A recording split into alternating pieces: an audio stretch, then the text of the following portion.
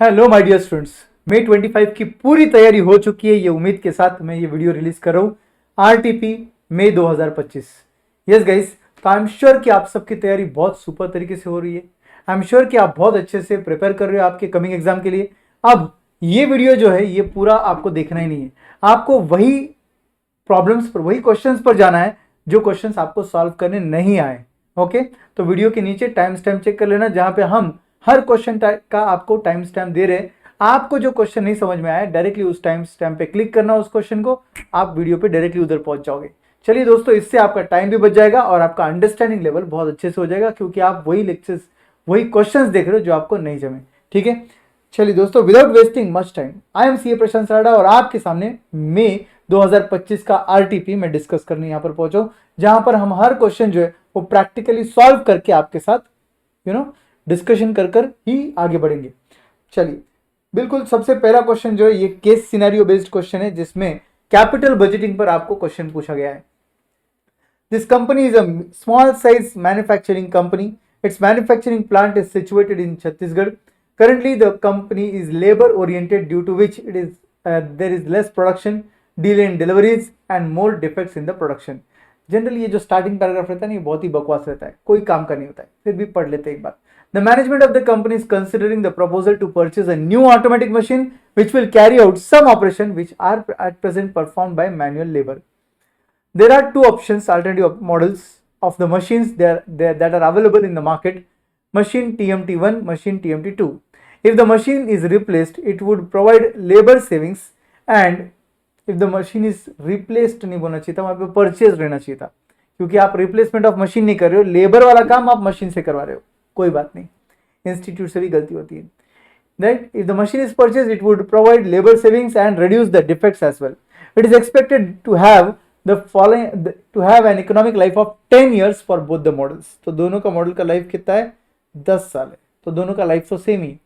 The following details are collected: machine TMT1, TMT2, cost of machine दोनों का दिया है, estimated savings in direct wages per annum, आपको savings in wages दे रखे, estimated savings in scrap per annum, मतलब जो wastage होता है मैनुअल लेबर से वो यहाँ पर आपका सेव हो जाएगा, तो estimated scrap per annum, estimated additional cost of indirect material per annum, estimated additional cost of indirect material per annum, ये आपका सेविंग नहीं है, आपका कॉस्ट है। और आगे बोला है estimated additional cost of repairs and maintenance per annum, तो ये भी आपका कॉस्ट है। Depreciation is charge using SLM method over the useful life, आपको फॉर्मूला याद है एसएलएम का, cost minus scrap divided by life of asset, correct. Then आगे बोला है the tax rate is 35%, companies in 35% tax bracket, we can not ignore depreciation because tax दे रखा है। एंड आगे बोला है the expected rate of return maybe 15%, so that's your discounting factor. Being the finance manager of the company, you are required to evaluate the alternative by answering the following. तो आपको और कुछ नहीं, ये पूरा क्वेश्चन अगर आपको देखना है अच्छे से, तो आपको मेरे ही रेगुलर नोट्स का क्वेश्चन नंबर 1 जो है डैमशेल एंड शैलॉक वाला, सेम टू सेम क्वेश्चन है, बस TMT1 TMT2 की जगह डैमशेल एंड शैलॉक। इनफैक्ट वहां पर तो लाइफ ऑफ मशीन भी अलग था, यहाँ पर दोनों का लाइफ सेम है। आगे बढ़ते, इन्होंने क्या क्या पूछा है आपको। What is the annual savings from TMT1? What is the annual savings from TMT2? कुछ नहीं दोस्तों, एनुअल सेविंग्स पूछे दोनों मशीन का, ठीक है। आगे बोले what is the payback period for TMT1 and TMT2, तो दोनों का पेबैक पीरियड भी पूछा है। और लास्ट में बोला है what is the ARR, accounting average rate of return, that means you have to take on average basis for TMT1 and TMT2। तो दोनों मशीन का आपको क्या पूछा है? ARR पूछा है, वो भी ओरिजिनल नहीं, एवरेज मेथड से पूछा है, ओके। और आपको और कुछ पूछा है कि यस, PI पूछा है आपको, प्रॉफिटेबिलिटी इंडेक्स, जिसको डिजायरेबिलिटी फैक्टर भी बोलते हैं, फॉर TMT1 एंड TMT2। कोई बात नहीं, बहुत ही इजी क्वेश्चन है दोस्तों। चलिए आप और मैं मिलकर फटाफट इसको सॉल्व कर लेते हैं। RTP मई 25, तो ये है आपका केस सिनेरियो वाला क्वेश्चन। तो आपको जब केस सिनेरियो दिया रहता है तो आपको बस MCQ आंसर करने होते हैं अच्छे से, ओके। गिवन चॉइसेस के अंदर प्रॉपरली आपको क्या करना है, MCQ के आंसरिंग करना है।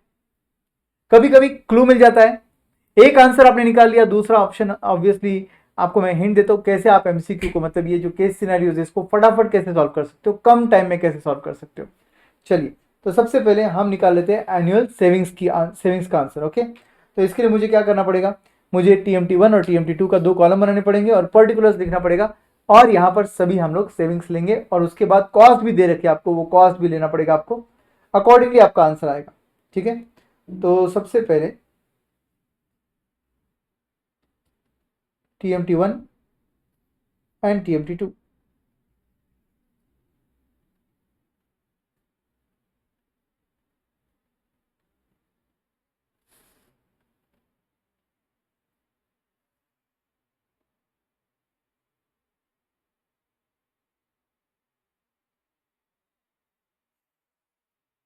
Particulars TMT1 TMT2। Ready everyone, मेरे साथ सॉल्व कर लो अगर आपको ये आंसर अकेले में सॉल्व करने नहीं आया तो। ओके, आपने ट्राई किया रहेगा डेफिनेटली।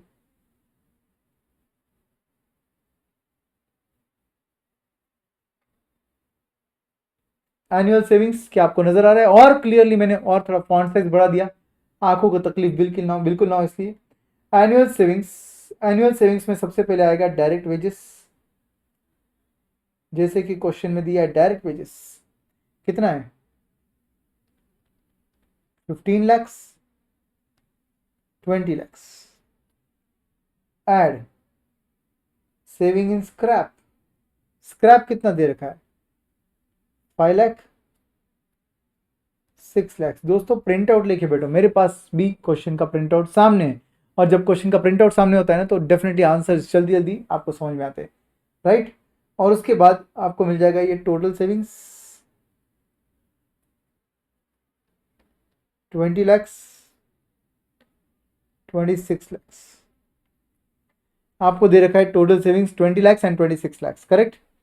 दोस्तों आपको सबसे पहले ये देखना है कि क्वेश्चन नंबर 1 क्या बोल रहा है, आपको एनुअल सेविंग्स निकालना है, आपको एनुअल सेविंग्स निकालना है, आपको कौन सा, TMT1 एंड TMT2 का।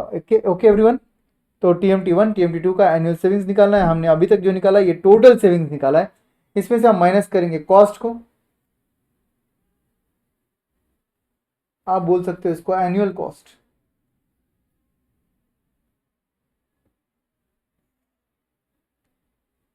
एनुअल कॉस्ट इसमें क्या क्या आएगा,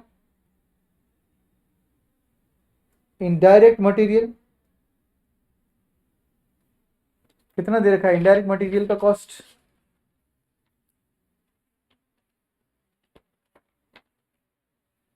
2 लाख दे रखा है। उसके बाद 2 lakhs यहां पर भी दे रखा है। देन दोस्तों नेक्स्ट कॉस्ट आपका कौन सा दिया है, इनडायरेक्ट मटेरियल का बाद indirect labour,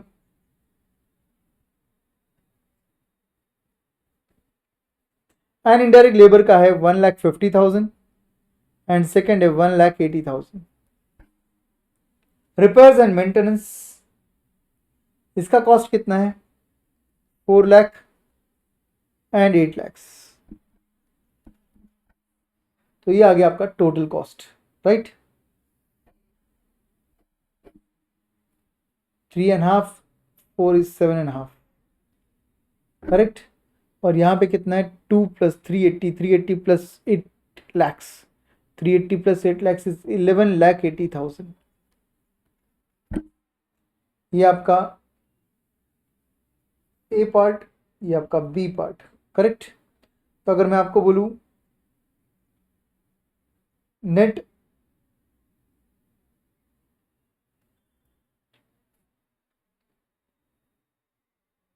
net savings,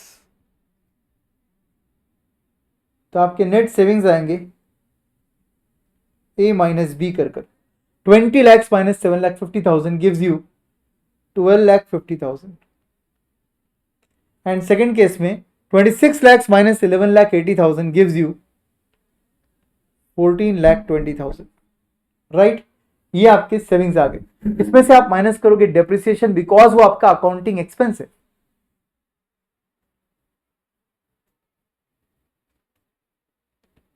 of course SLM basis पे डेप्रिसिएशन निकालना है, बहुत ही इजी कैलकुलेशन हो जाएगा। आपके केस में क्या होगा, कॉस्ट ऑफ मशीन पढ़िए कितना दिया है,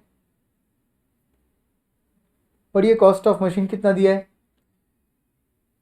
cost of machine is 45 lakh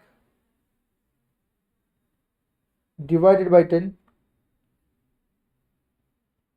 and second case में कितना है 50 लाख दैट डिवाइड बाय 10, तो यहां पर आ जाएगा 4,50,000 और सेकेंड केस में आ जाएगा 5 लाख। राइट एवरीबॉडी, तो ये आ गया दोस्तों आपका डेप्रिसिएशन का फिगर।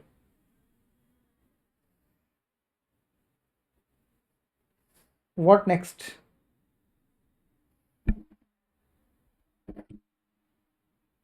ई पार्ट में आप बोलोगे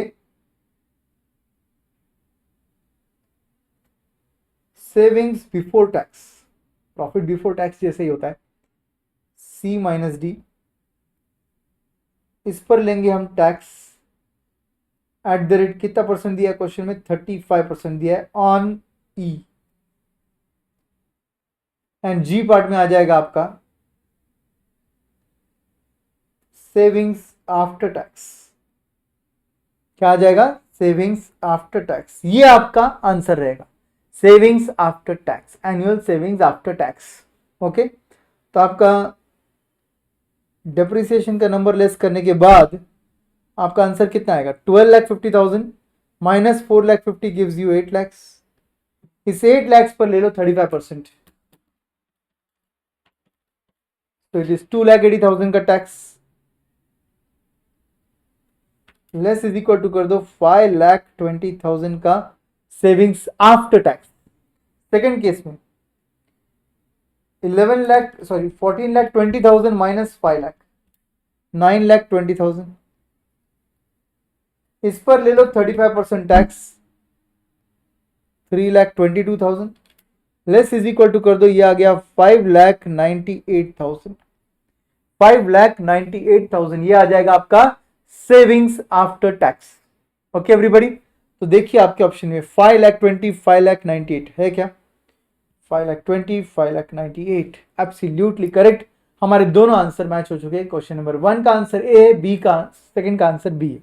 ओके, अब आपको पूछा है पे बैक पीरियड, भाई साहब ARR पे बैक पीरियड, एंड नीचे पूछा है आपको पीआई, तो पीआई के लिए एंड पे बैक के लिए मुझे निकालना पड़ेगा annual CFAT, annual cash flow after tax.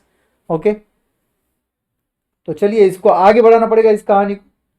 H part में अपन क्या करेंगे? डेप्रिसिएशन एड बैक कर लेंगे, मतलब इस CFAT डायरेक्ट आ जाएगा। एड बैक डेप्रिसिएशन मतलब can we say CFAT is nothing but G plus D, G plus D, savings after tax add back depreciation.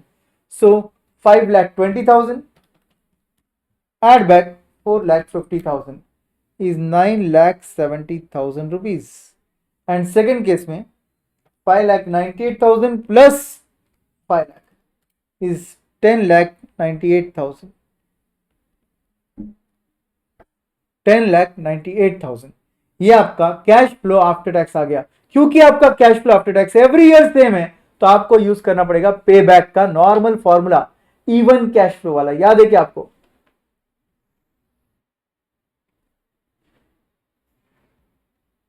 payback period is equal to initial investment divided by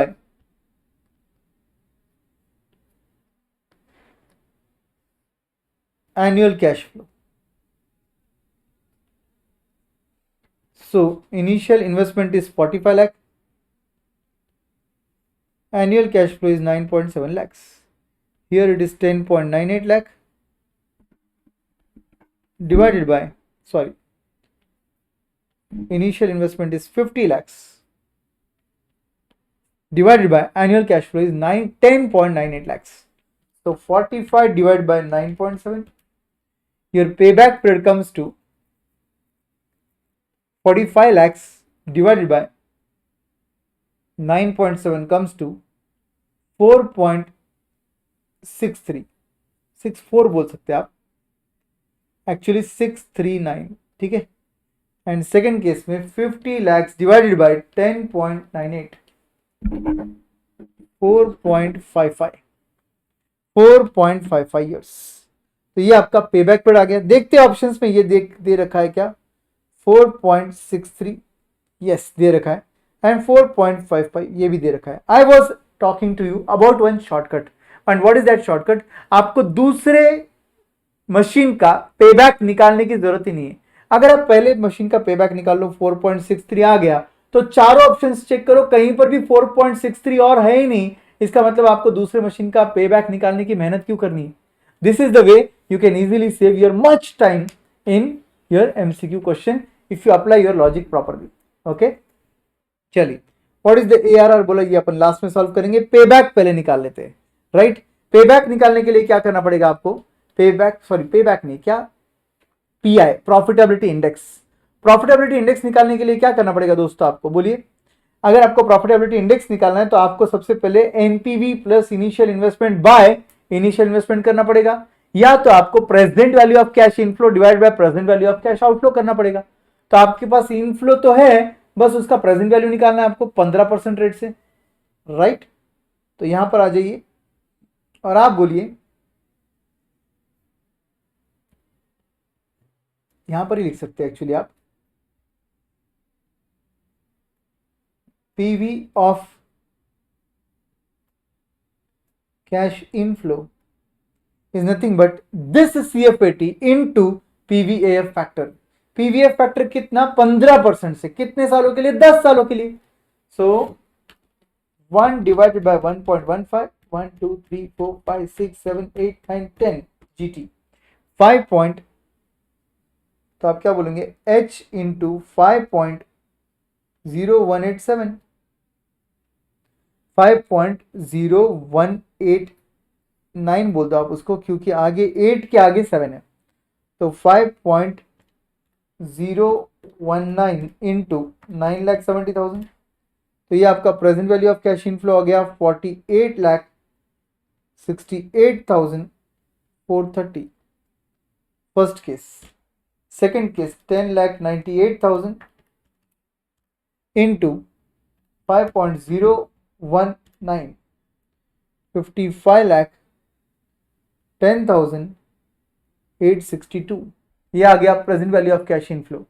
अब आपको करना क्या है? बस इन्हीं numbers को divided by outflow करना है. Copy paste,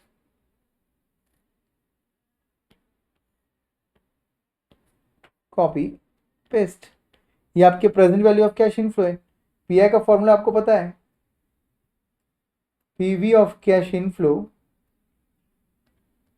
divided by PV of cash outflow. तो दोस्तों यहां का आपका आंसर है आउटफ्लो का 45 लाख, और यहां का आंसर है 50 lakh. Therefore, PI is equal to 48,68,430 divided by 45 lakhs, 1.082. Second case 55,10,862 divided by 50 lakhs, 1.102. अब देखना है आपको आपके आंसर में ये कहां मैच होता है. 1.082, ये देखिए 1.08. फिर से मैंने बोला वो लॉजिक यहां पे वर्क कर रहा है. चारों ऑप्शंस में से पहली मशीन का 1.08 का आंसर कहीं रिपीट नहीं किया इन लोगों ने. इसका मतलब आपको अगले मशीन का 1.1 निकालने की जरूरत ही नहीं है. वो तो हम डिस्कस कर रहे हैं इसलिए मैं निकाल रहा हूं. एग्जाम में टाइम बच जाएगा आपका. Yes, right. आगे इन्होंने ARR भी पूछा आपको. What is ARR? Accounting rate of return. And for accounting rate of return, what exactly you do is very simple. Average accounting cash profit लेना है आपको, average accounting profit, and divide करना है उसको average investment के साथ, multiply करना है 100 के साथ. लिख देता हूं मैं आपके लिए. ARR is equal to average annual profit, not cash flow, divided by average investment into 100. What is average investment here? Opening WDV plus closing WDV divided by 2. Opening WDV plus closing WDV divided by 2 is your average investment. Right. तो दोस्तों इसी के साथ हम लोग अपना simple सा logic use करेंगे। TMT1 के लिए I will say ARR is nothing but average annual profit will be your profit after tax 5,20,000 जो अपन ने आंसर निकाला था, और उसको डिवाइड करेंगे ओरिजिनल इन्वेस्टमेंट 45 लाख के साथ प्लस 0 डिवाइडेड बाय 2। सर वो प्लस 0 डिवाइड बाय 2 क्यों किया sir? Because closing WDV is 0 in case of SLM। So opening value is 45 lakh, closing value at the end of useful life 10 years is 0 divide by 2 करेंगे तो average आ जाएगा, and last में इसको into 100 कर देंगे। इसका आंसर कितना आता है दोस्तों? 5.2 divided by 22.5 into 100, that gives me 23.11%। 23.11% everybody. And second case में TMT2 के केस में ARR will be nothing but your average annual cash flow is nothing but saving, sorry, average annual savings is 5,98,000। ऊपर निकाला अपन ने, ये देखिए 520 598, right. Profit लेना है हमको इसलिए हम CFAT नहीं ले रहे। Divided by average investment will be 50 lakhs plus 0 divide by 2 of course 25 lakhs into 100 will give you your answer। So 5.98 divided by 25 into 100, 23.92%। 23.92% is your answer. चलिए ऑप्शंस देखते हैं। ऑप्शंस में 23.92 बाद वाले केस में और फर्स्ट वाले केस में 23.11, मतलब आपका ऑप्शन नंबर बी जो है वो आपका करेक्ट आंसर है। ऑप्शन बी जो है वो आपका करेक्ट आंसर है। क्या आपको ये समझा है अच्छे से? Everybody have you understood the whole logic of your case scenario? हमने चारों आंसर कर लिए हैं। Case scenario on capital budgeting is done. तो guys this was your very first question. अब आते आगे क्वेश्चन नंबर 2 की तरफ। Question number 2 cost of capital पर बेस्ड है ये क्वेश्चन, बहुत ही इजी क्वेश्चन है। क्या बोलता है ये? Shares of ABC limited are presently trading at 51 rupees. The company is expected to pay dividend of 5 rupees per share, that's your D1 with a growth rate expected at 10%, so that's your G 0.1. It plans to raise fresh equity share capital. The merchant banker has suggested that an underpricing of 2 rupees is necessary in the pricing of new shares. Of course नए shares के वक्त 2 रुपए कम दाम में रखो ऐसा वो बोल रहे हैं।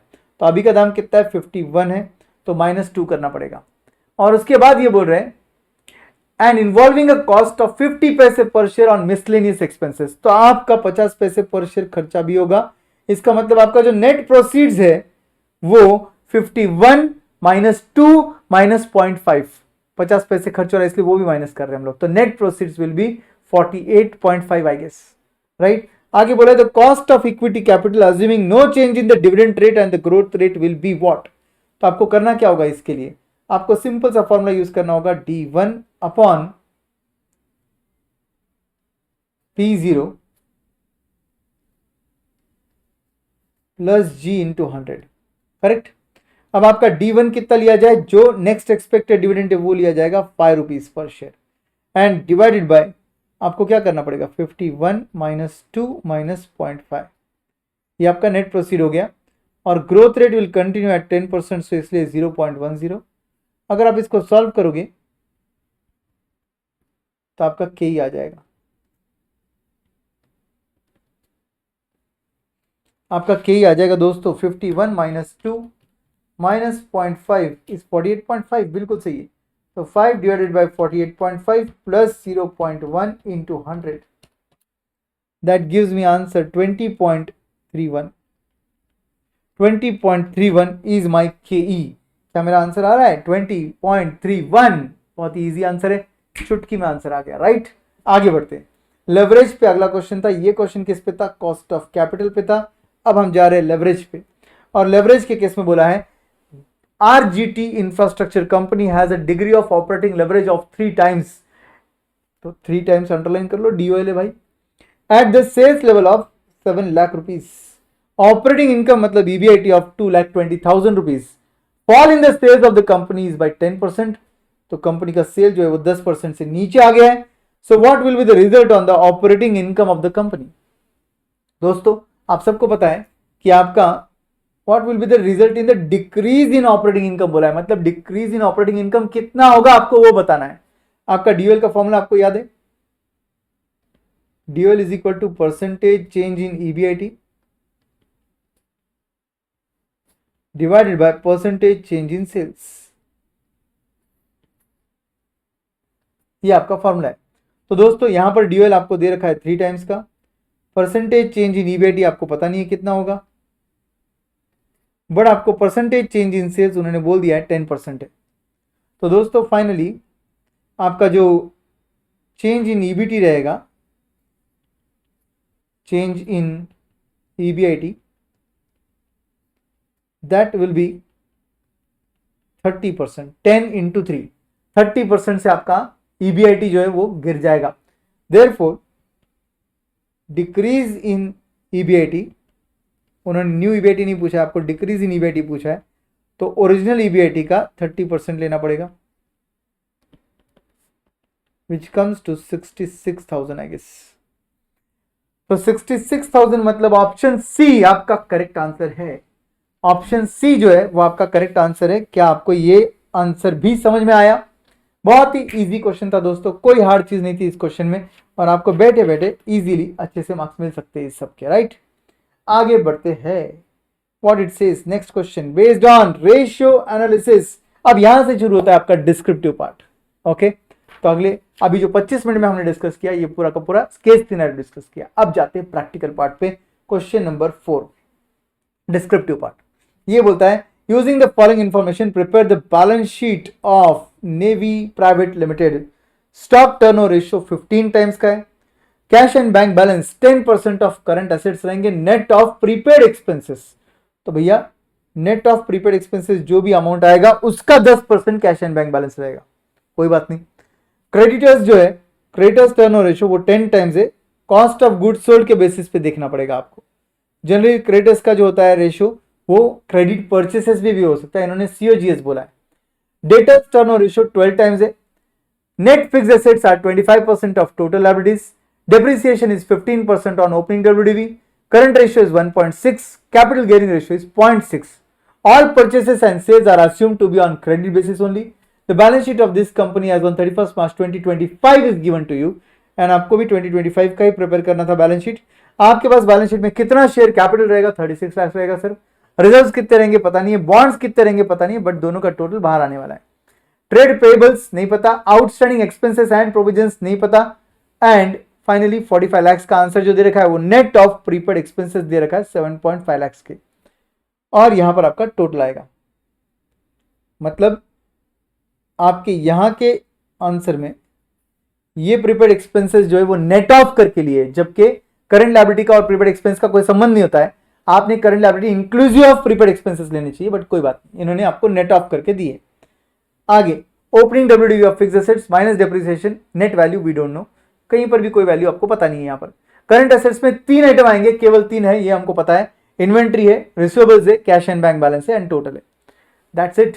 और यहां पर भी आपको करंट एसेट्स में दिख रहा है कि कहीं पर भी भाई क्या नहीं दिया है, प्रीपेड एक्सपेंस का अमाउंट नहीं दिया। तो आपके पास 2 चॉइस है, यहां पर भी प्रीपेड एक्सपेंस मत लो और इधर नेट ऑफ वाला नंबर 45 लाख ले लो, या तो यहां पे नेट ऑफ वाला नंबर ना लेते हुए यहां पर अलग से प्रीपेड एक्सपेंसेस दिखा दो। दो में से कोई भी एक फॉलो करना है। करंट एसेट्स में प्रीपेड एक्सपेंसेस दिखाकर करंट लायबिलिटी में नेट ऑफ नहीं करना है, या तो करंट लायबिलिटी में नेट ऑफ कर लिया है इसलिए करंट एसेट्स में दिखाना नहीं है। ओके चलिए आगे बोला है और working note should be a part of your answer. कोई बात नहीं, हम पार्ट ऑफ आंसर रखेंगे, हम एक एक करके सॉल्व करेंगे। सबसे पहले हम बात करेंगे करंट रेशियो के बारे में। आपको करंट रेशियो कितना दे रखा है? करंट रेशियो सर हमको 1.6 का दे रखा है सर। ओके चलिए आते हैं क्वेश्चन नंबर 4 की तरफ। रेशियो एनालिसिस,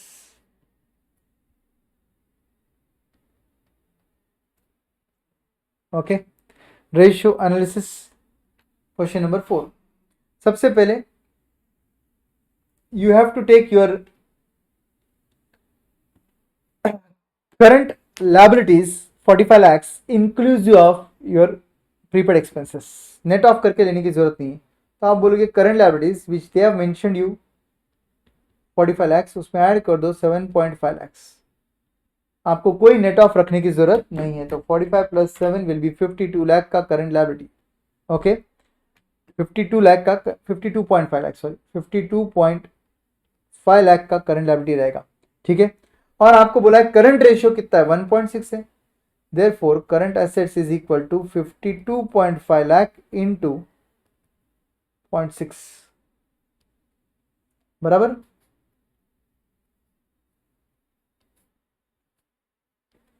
तो ये कितना आएगा,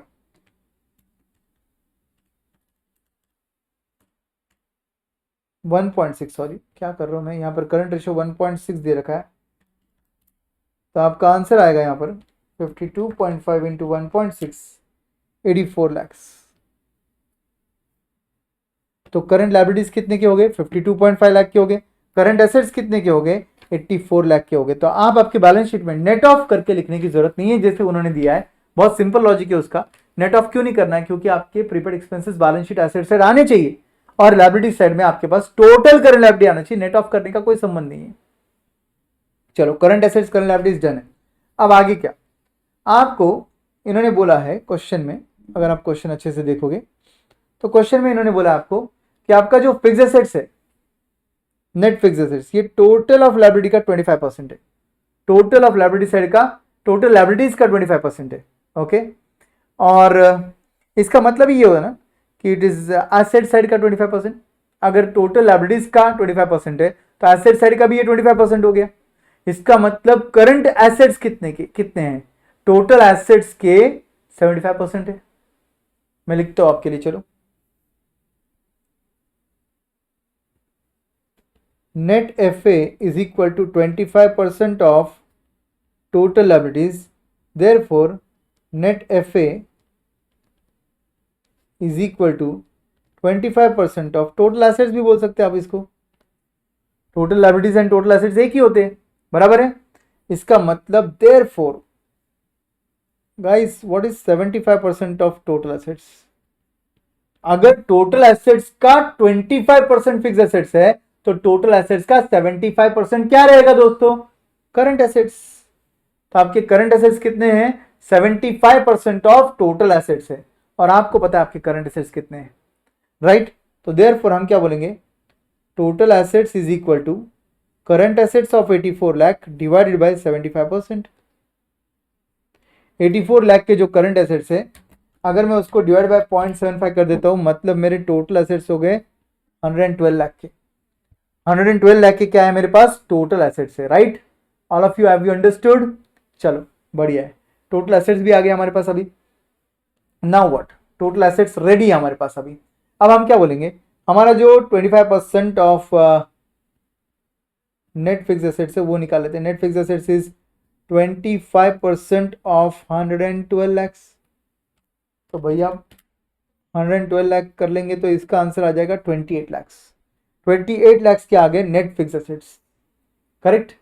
नेट फिक्स एसेट्स कितने के आगे, 28 लैक्स के आगे everybody, which is nothing but your net WDV, you can say that's your net closing WDV. okay, depreciation का रेट दे रखा है कि आपको क्वेश्चन में, depreciation is 25% of opening WDV to 15% of opening WDV बोल रही है लोग।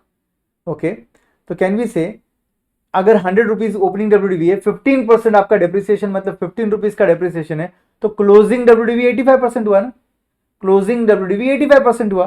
तो हम क्या बोलेंगे, ये हमारा 85% है, 28 lakhs. Therefore you can say opening WDV is equal to 28 lakhs divided by 85%, which comes to 32 lakh 94,000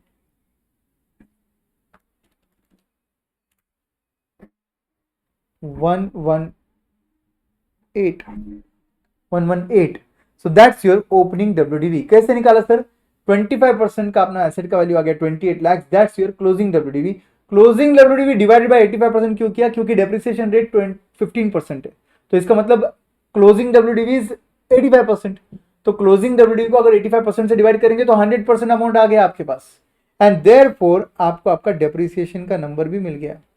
depreciation is nothing but opening WDV minus closing WDV.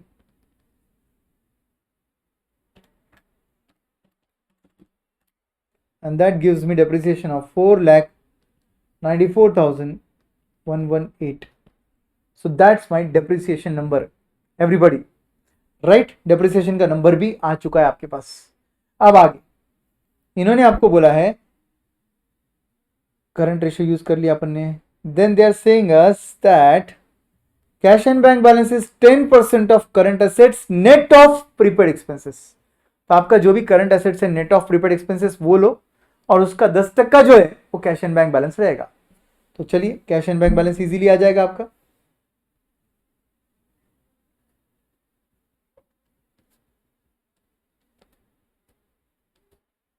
Cash and bank will be nothing but 10% of 84 lakhs minus 7.5 lakhs.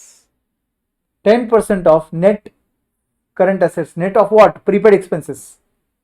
So 84 minus 7.5 into 10%. तो ये आ गया 7,65,000 का क्या आ गया, ये cash and bank balance आ गया मेरे पास. Cash and bank balance. अब मेरे करंट एसेट्स में क्या बचता है दोस्तों? हमारे करंट एसेट्स में क्या बचता है? Inventory, debtors, cash and bank balance, prepaid expenses. बराबर है. हम बोलेंगे current assets is nothing but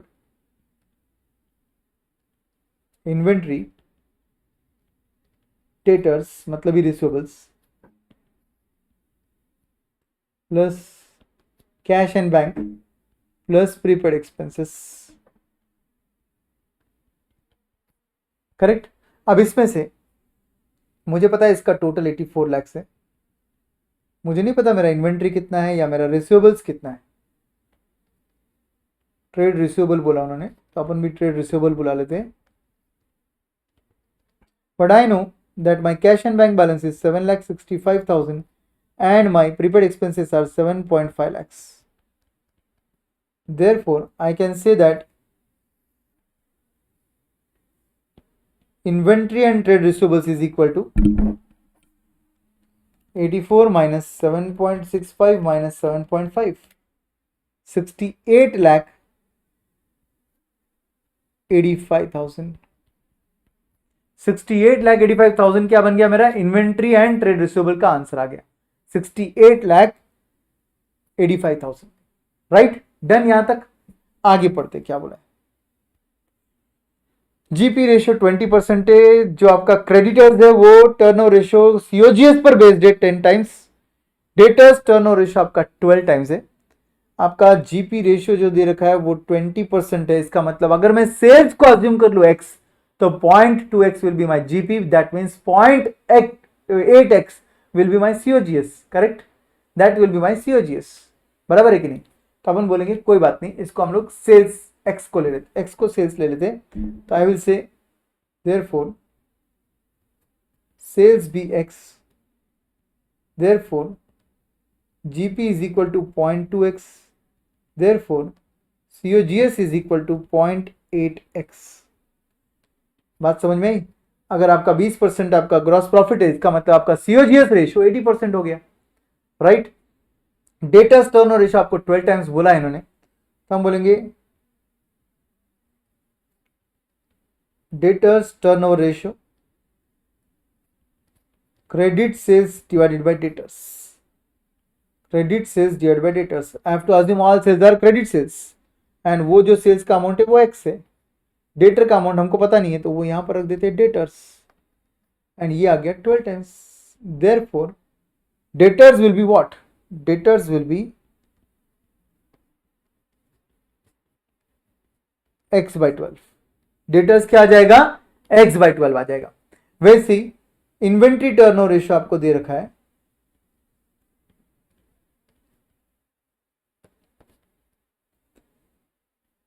COGS divide by average inventory. But average inventory हमको पता नहीं, हमको क्लोजिंग इन्वेंट्री ही पता है. हम बोलेंगे opening is equal to closing is equal to average. Assume opening stock is equal to closing stock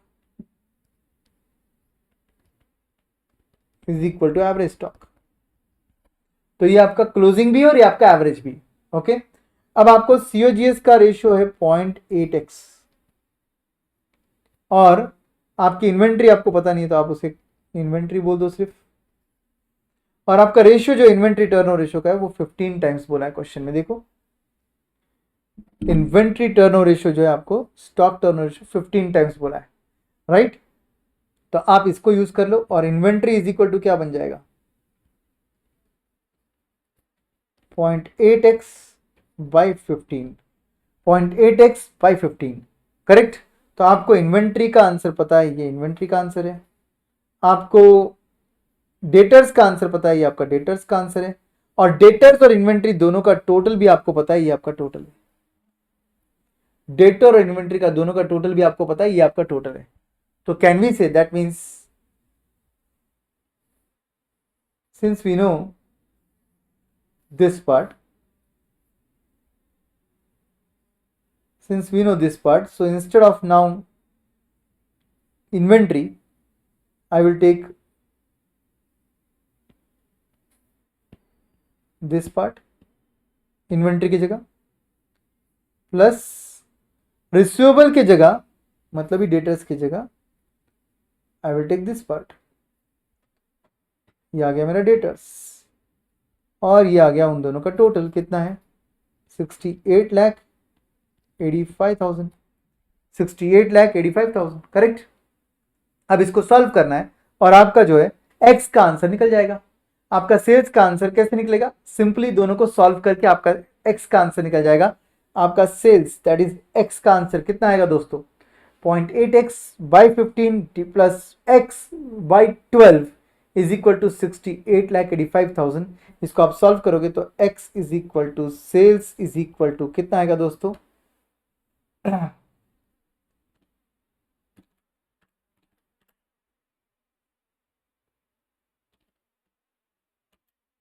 right, this will come to 503,78050। ये आ गया आपका सेल्स का आंसर, करेक्ट। आपके सेल्स का आंसर निकल गया तो आपका सीओजीएस आपका जीपी सब निकल गया है। Therefore COGS is equal to इसका 80% निकालना है 503,78050 इंटू 0.8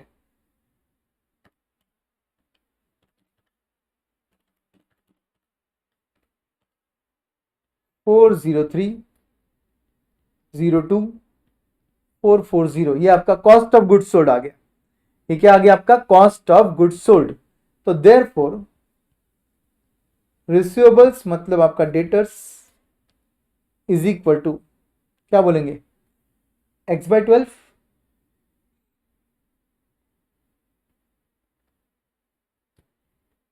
सेल्स बाय 12। आपका सेल्स है 503,780। रिसीवेबल्स किस पे वैल्यू किया उन्होंने, डेटर्स टर्नओवर रेशियो 12 टाइम्स है ना। अगर डेटर्स टर्नओवर रेशियो 12 टाइम्स है तो ये आपका सेल्स का नंबर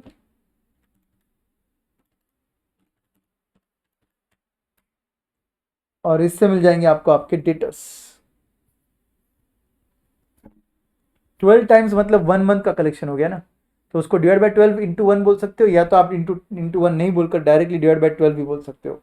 और आपका आंसर आ जाएगा रिसीवेबल्स का 41,98,171, 48,98,171।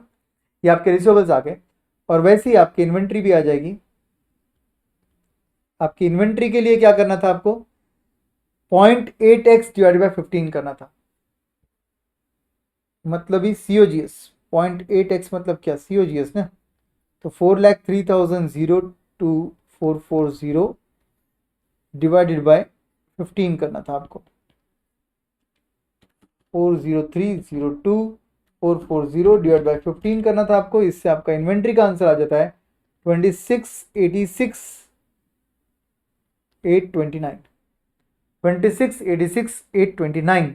ये आपका इन्वेंट्री का आंसर आ गया दोस्तों। And creditors turnover ratio COGS पर बेस्ड था वैसे भी, क्रेडिटर्स टर्नओवर रेशियो, उन्होंने बोला आपको सीओजीएस पे, एक्चुअली सीओजीएस यहां पर परचेसेस ही है क्योंकि ओपनिंग क्लोजिंग स्टॉक दोनों same. COGS itself is your purchases because opening closing stock is same, और इसलिए सीओजीएस को डिवाइड बाय आप बोलोगे क्रेडिटर्स मतलब ट्रेड पेएबल। तो टर्नओवर रेशियो कितना दिया है, 10 दिया है। सीओजीएस कितना है आपका, सीओजीएस कितना है आपका 403.02.440 एंड इससे हमको मिल जाएगा हमारा creditors. Therefore creditors will be 40,30,244, 40,30,244, right. ये आपका क्रेडिटर्स का नंबर आ गया। और बताइए आपको क्या चाहिए, अभी क्रेडिटर्स भी आ चुका है आपका। अब आपको सिंपल सा एक लॉजिक बताता हूं मैं आपको। ये आपकी बैलेंस शीट है, ये आपके टोटल एसेट्स है जो हमको पता है 112 लाख के, और यहां पर करंट लायबिलिटीज है जो हमको पता है 52.50 लाख के।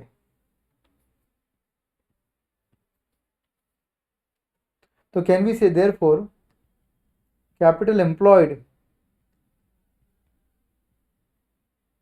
ये वाला पोर्शन रहेगा, total assets minus current liabilities 112 minus 52.5, तो आपका कैपिटल एम्प्लॉयड जो है वो 59.5 लैक्स का है, 59.5 लैक्स का कैपिटल एम्प्लॉयड है। So your capital employed is equal to share capital plus reserve and surplus plus bonds. इस क्वेश्चन में बॉन्ड्स बोला है, क्वेश्चन देख लो अच्छे से। तो आपके पास कैपिटल एम्प्लॉयड पता है कितने का है,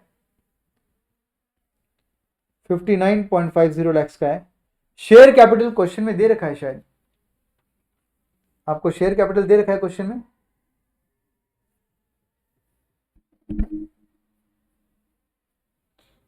यस 36 लाख का शेयर कैपिटल दे रखा है, तो share capital is 36 lakhs. Reserves and surplus plus bonds, we don't know how much.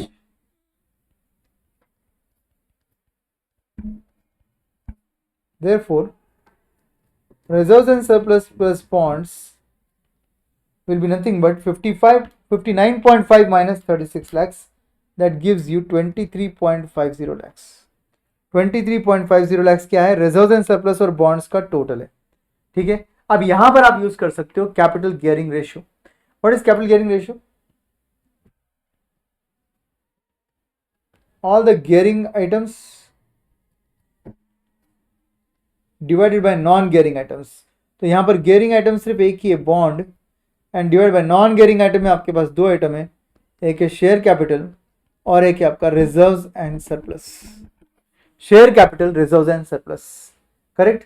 जिसमें से शेयर कैपिटल कितना है ये भी हमको पता है, 36 लाख का शेयर कैपिटल है, करेक्ट। तो रिजर्व्स एंड सरप्लस जो है वो आपको अभी तक पता नहीं। आपका कैपिटल गियरिंग रेशियो मगर आपको पता है 0.6 है, तो आप क्या बोलोगे यहां पर, therefore what will happen, 0.6 is equal to bonds divided by 36 lakhs plus reserves and surplus. Therefore 36 into 0.6, 21.60 lakhs plus 0.6 reserves and surplus is equal to bonds.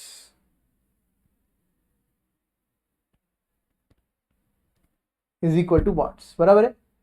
ये इक्वेशन हमारे लिए बहुत काम में आने वाला है। बॉन्ड का आंसर ये है, ठीक है। अगर आप रिजर्व एंड सरप्लस ढूंढ पाओ तो काम हो जाएगा आपका, बराबर है। कैपिटल एम्प्लॉयड के वक्त अपन ने ऑलरेडी बोल दिया था reserve and surplus plus bonds का टोटल कितना है, 23.5 लाख का है। Therefore bond is equal to what, bond is equal to 23.5 lakh minus reserve and surplus, बराबर है कि नहीं। Bond is equal to what, bond अगर इसको चेंज करोगे तो बॉन्ड इज इक्वल टू क्या बन जाएगा, 23.50 lakh minus reserve and surplus बन जाएगा। करेक्ट है कि नहीं, समझ में आ रहा है क्या अच्छे से मैं क्या बोल रहा हूं। रिप्लेस करके देख लेते हैं क्या होता है, ऊपर वाला part bond is equal to बना के देख लो उसको। देयरफॉर इस चीज को अपन चेंज कर रहे हैं और बोल रहे हैं यहां पर बॉन्ड इज इक्वल टू क्या होगा दोस्तों, 23.50 lakhs minus reserve and surplus. Correct, that will give you your bond. अब बॉन्ड का ये वाला पार्ट जो था यहां पर ये सब्सटीट्यूट करेंगे, तो अपन क्या बोलेंगे 21.60 lakhs plus 0.6 reserve and surplus is equal to bond के जगह ये लिखना है हमको अभी 23.50 lakhs minus reserve and surplus. अब आपको रिजर्व एंड सरप्लस इस साइड ले जाना है और नंबर उस साइड ले जाना है, तो आप क्या बोलोगे 1.6 reserve and surplus is equal to 23.5 minus 21.6, 1.9 lakhs, 1.6 reserves and surplus is equal to 1.9 lakhs. Therefore, reserves and surplus will be 1,18,750. 1,18,750 will be your reserves and surplus. अब आपका पूरा का पूरा बैलेंस शीट जो है वो रेडी हो चुका है, आप देखना है तो यहां पर लिख कर देख सकते हो। आप बोलते जाओ एक एक आइटम क्या क्या हुआ है। रिजर्व्स एंड सरप्लस अभी अभी निकाला अपन ने, थोड़ा इंक साइज कम कर देता हूं मैं, 1,18,750 रिजर्व्स एंड सरप्लस निकाला अपन ने अभी। बॉन्ड का वैल्यू, तो बॉन्ड का वैल्यू तो एकदम आसान है निकालना। अभी बॉन्ड का वैल्यू क्या आएगा,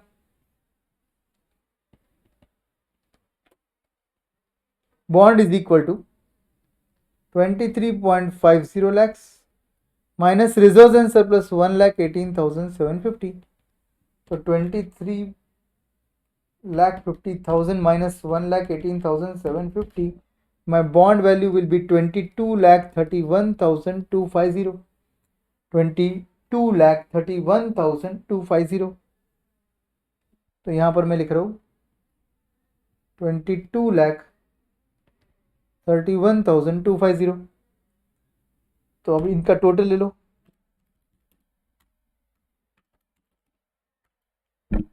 बराबर 59.50 लैक्स आता है। देखो 1, 2 एंड 3 का टोटल, 1, 2 एंड 3 का total 36 lakhs plus this will give you this. Trade payable का आंसर कितना है आपका, ट्रेड पेएबल का आंसर, क्रेडिटर का आंसर है आपका 40,30,244, 40,30,244। करेक्ट। उसके बाद आपका आउटस्टैंडिंग एक्सपेंसेस एंड प्रोविजंस मतलब ही current liabilities net of prepaid expenses. तो नेट ऑफ प्रीपेड एक्सपेंसेस के लिए आपको क्या करना पड़ेगा, आपका जो करंट लायबिलिटी का अमाउंट है वो लेना है और उसमें से प्रीपेड एक्सपेंसेस माइनस करने हैं। आपकी करंट लायबिलिटी का आंसर कितना था, आपका करंट लायबिलिटी 52.5 लाख था, माइनस 7.5 लाख करना पड़ेगा, तो 45 लाख का तो करंट लायबिलिटी का आंसर आ जाएगा।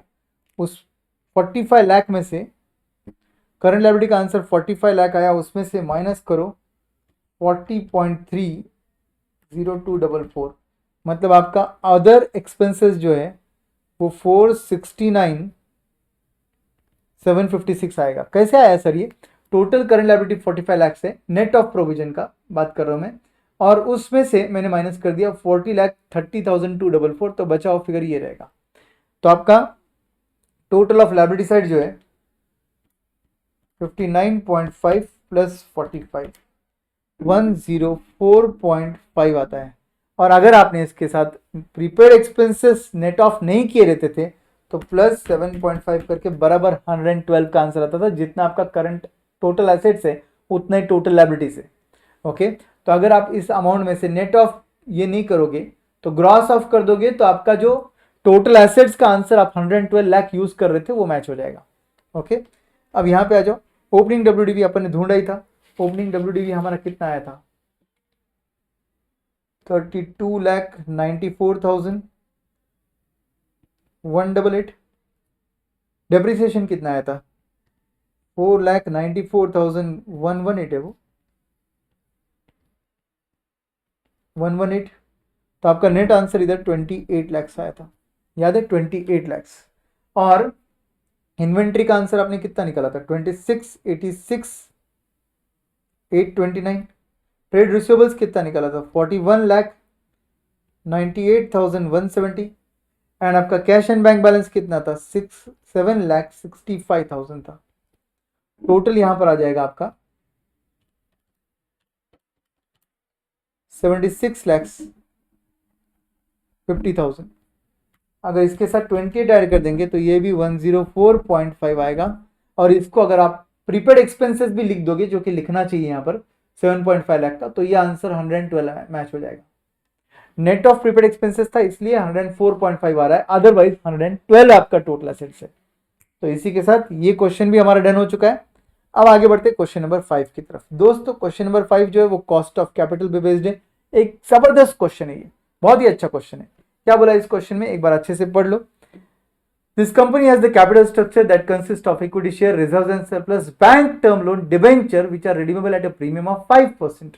तो भैया जो डिबेंचर है वो 5% प्रीमियम पे रीपे करना है। Preference share capital again redeemable eight 5% premium. उसके बाद बोला द कूपन रेट मतलब interest rate on debentures is 1.5 times that of bank loan. तो अगर बैंक का कूपन रेट अपन ने एक्स अज्यूम कर लिया तो आपका जो डिबेंचर्स का कूपन रेट है वो 1.5x हो जाएगा।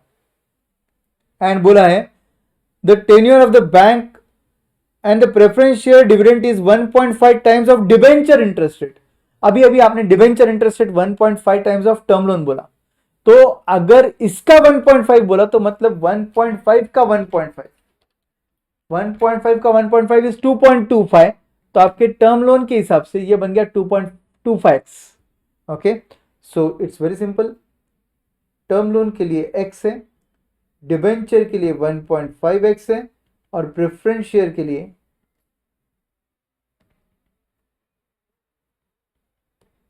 2.25x हो गया। प्रेफरेंस शेयर के लिए 2.25x हो गया, राइट। आगे क्या बोला है, the tenure for the bank loan, debenture and preference shares is 3 years, 5 years and 7 years respectively. तो ये आपका लाइफ दे रखा है। Current book value of the capital structure is as follows. Equity share capital face value 125 lakhs, reserves and surplus 10 lakhs, bank term loan 10 lakhs, debentures face value 115 lakhs, preference share capital face value 120 lakhs, total is 80 lakhs। Tax rate applicable for the company is 25%, no problem. आगे बोला है debentures are selling at price of 96 rupees, तो ये आपका net proceed बन गया। Whereas preference shares are currently selling at 102, that's your net proceed for preference shares. Equity share of the company is quoted at 150 rupees per share, so that is again the market price of the share. Ongoing P ratio is 6.667. So अगर आपके पास P ratio दिया है और बाकी कोई factor नहीं दिया है जिससे आप K निकाल सकते हो, तो 1 by P ratio is K. As you all know, K is 1 by P ratio. तो आपका P ratio जो है प्राइस अर्निंग्स रेशियो वो 6.667 है, तो 1 डिवाइड बाई 6.667 करोगे आप तो आपका आंसर आएगा 15%। तो आपका के जो है कितना आ जाएगा 15% का के आ जाएगा। Then they are saying that this company belongs to the risk class where the overall cost of capital and the discount rate of the company is 20%. So that means the cost of capital is 20%. 20% is your cost of capital, but based on what? Based on this structure. This is book value structure. This is book value structure. Now they are saying calculate the rate of interest on bank term loan and debenture. एक बार आपने bank term loan निकाल लिया तो into 1.5 कर लेना, debenture आ जाएगा। Rate of preferential dividend बोल रहे हैं लोग। प्रेफरेंस डिविडेंड का रेट तो बहुत सिंपल है, अगर एक बार बैंक टर्म लोन आ जाएगा रेट तो इंटू 2.25 कर देना, आपको ये भी आंसर मिल जाएगा। और ये बोल रहे लास्ट में वैक निकाल लो यूजिंग मार्केट वैल्यू वेट्स। तो आपका ये जो वैक दिया था ये कौन सा था, ये बुक वैल्यू वेट्स वाला था। कहां बोला है सर क्वेश्चन में? क्वेश्चन में ऐसा स्पेसिफाई नहीं किया, बट क्वेश्चन में बोला है कि company belongs to this risk class जहां पे ओवरऑल कैपिटलाइजेशन रेट 20% होता है, और ऊपर आपको बुक वैल्यू स्ट्रक्चर दिया है। इसका मतलब बुक वैल्यू बेसिस पर आपका जो कॉस्ट ऑफ कैपिटल है वो ये आएगा जो दे रखा है, और आपको पूछा है स्पेसिफिकली मार्केट वैल्यू यूज कर क्या आएगा। और मार्केट वैल्यू के लिए आपके पास यहां पर मार्केट वैल्यूज 96, 102, फिर उसके बाद 150, ये सब दे रखा है, कोई टेंशन नहीं। ओके, इजी क्वेश्चन है दोस्तों, सिर्फ थोड़ा सा कैलकुलेशन इन्वॉल्व रहेगा। आप मेरे साथ बनिए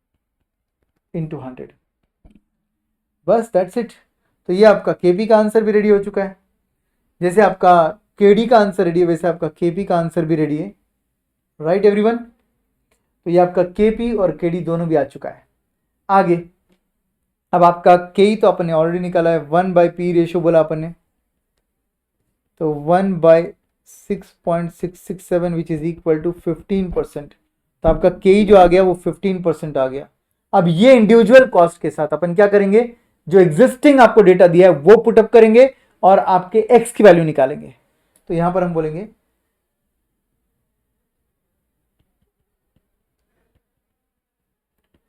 taking Q is equal to 20%,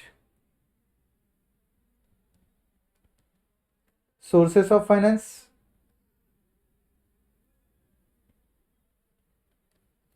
amount rupees, proportion इधर ही ले लेते हैं,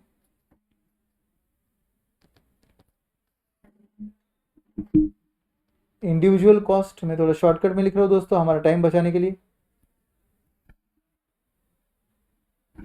and lastly product. So guys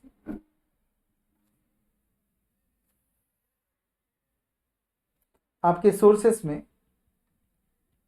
equity share capital 25 lakh का है, बराबर है ना, 25 लाख ही है ना। उसके बाद रिजर्व्स एंड सरप्लस 10 लाख है, बैंक का टर्म लोन 10 लाख है, डिबेंचर्स 15 लाख है, प्रेफरेंस शेयर कैपिटल आपका 20 लाख है, और इन सब का टोटल आपका 80 लाख है। अगर आप इसके प्रपोर्शंस निकालोगे, आपका प्रपोर्शन 25 डिवाइडेड बाई 80 इंटू 100 करना पड़ेगा, 31.25 आएगा। वैसे ही सेम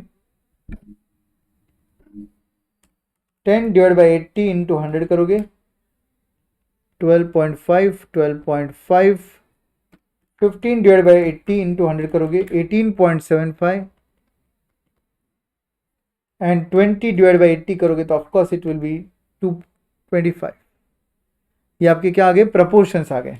अब इंडिविजुअल कॉस्ट जो हमने निकाले वो यहाँ पर रखने पड़ेंगे, जैसे कि ये 15% है, रिजर्व एंड सरप्लस का कॉस्ट के ही जितना होता है 15%, अगर कुछ नहीं बोला तो। एंड बैंक टर्म लोन के लिए अपन ने क्या निकाला था, 112.5x, ये कॉलम थोड़ा बड़ा करना चाहिए था अपन ने,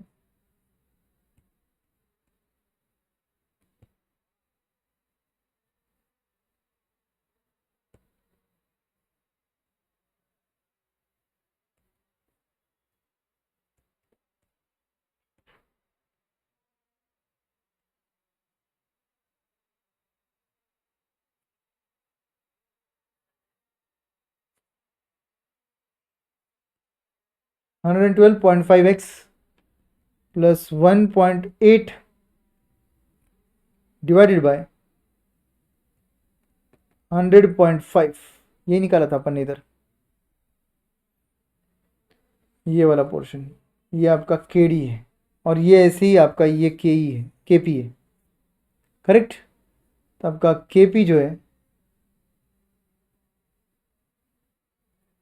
आपका केडी जो डिबेंचर का था वो लिख दिया अपन ने गलती से। Term loan, bank term loan का कितना है, बैंक टर्म लोन का 0.75x है, ये लेना चाहिए था अपन ने, कोई बात नहीं, इसको नीचे डालते हैं, इसके लिए एक जगह रखते हैं यहाँ पर, बिकॉज थोड़ा सा स्पेस का प्रॉब्लम होगा अदरवाइज। ओके, एंड यहाँ पर टर्म लोन का कॉस्ट जो है वो 0.75x आएगा, राइट। एंड प्रेफरेंस शेयर्स के लिए आप इसको कॉपी कर लोगे,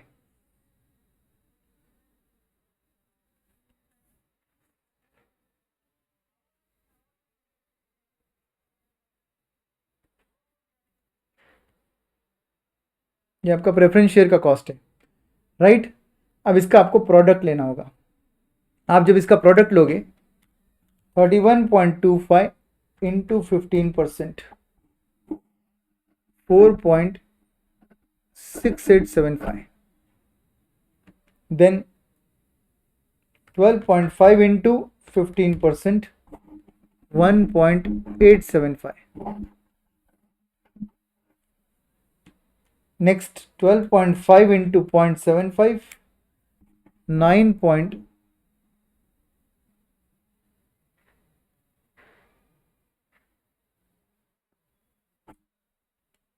12.5 into 0.75x is 9.375x. Correct जा रहे हैं हम लोग. देन 18.75 into 112.5x,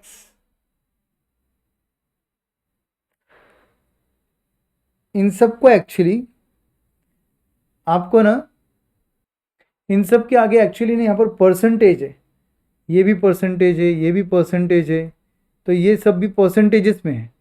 ओके, तो आप डिवाइडेड बाय 100 करके कंसिडर करना पड़ेगा.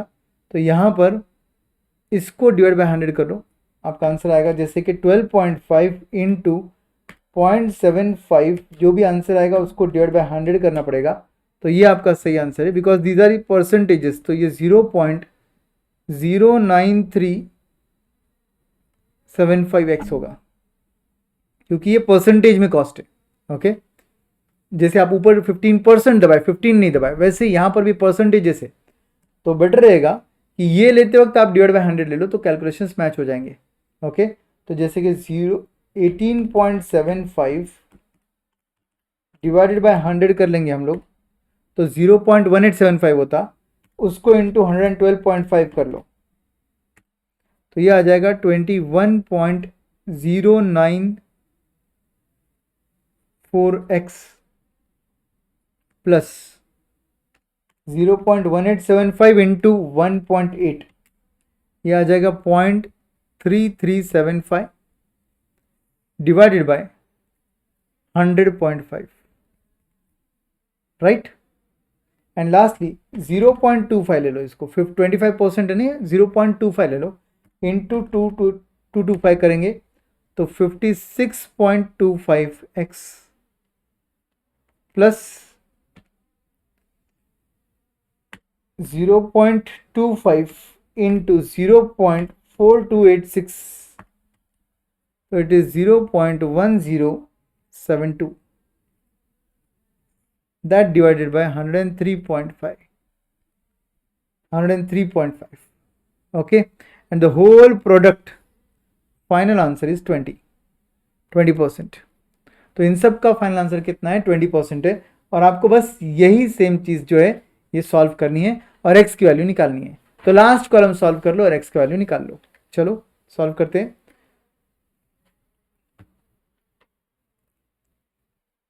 हम बोलेंगे 20 is equal to 4.6875 plus 1.875 plus 0.09375x plus 21.094x plus 0.3375 divided by 100.5 plus 56.25x plus 0.1072 divided by 103.5. इसको सॉल्व करना है हमें. तो नंबर एक साइड ले लो, आपका आंसर इजीली आ जाएगा. आप ले लो 20 माइनस 4.6875 माइनस 1.875, ये नंबर एक साइड ले लिया आपने, is equal to 0.09375x plus, अब आप क्या कर लो, इसका डिनोमिनेटर इसके साथ मल्टीप्लाई करो, ये डिनोमिनेटर इसके साथ मल्टीप्लाई करो, ताकि आप एक कॉमन डिनोमिनेटर ले सकते हो. फिर तो आप बोलोगे 103.5 into 21.094, that gives me 56.25x plus 103.5 into 0.3375 0. पहले आप डायरेक्टली सॉल्व मत करो, पूरा स्टेप बाय स्टेप सॉल्व करो, चाहिए तो कंफ्यूजन नहीं होगा। आप बताओगे इसको मल्टीप्लाई कर 103.5 इंटू 21.094 कर लो सॉल्व। 103.5 into 21.094x plus 0.3375 divided by 100.5 into 103.5 plus 100.5 multiplied by 56.25x plus 0.01072, that whole thing divided by 100.5 into 103.50। दोस्तों इसको सॉल्व करने से इजीली आंसर आ जाएगा। अभी अब आप बोलोगे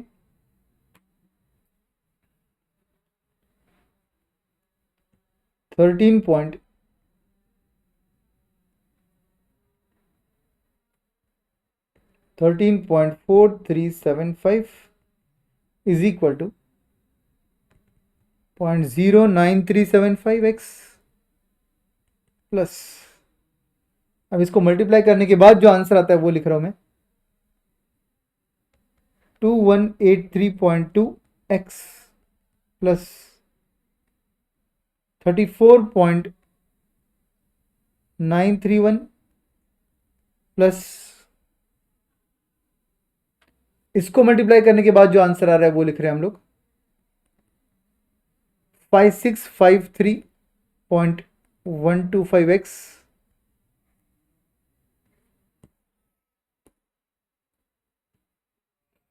plus 10.774, this portion divided by इन दोनों का मल्टीप्लिकेशन, इन दोनों का मल्टीप्लिकेशन आता है 10,401.75 10,401.75 आपको मल्टीप्लाई करना होगा उधर भी 13.4375 के साथ, कर लो मल्टीप्लाई।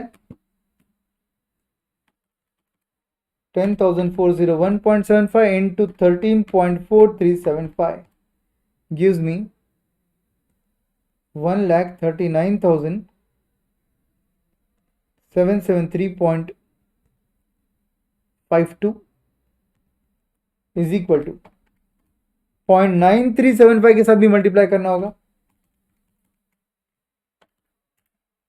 और इसका आंसर आएगा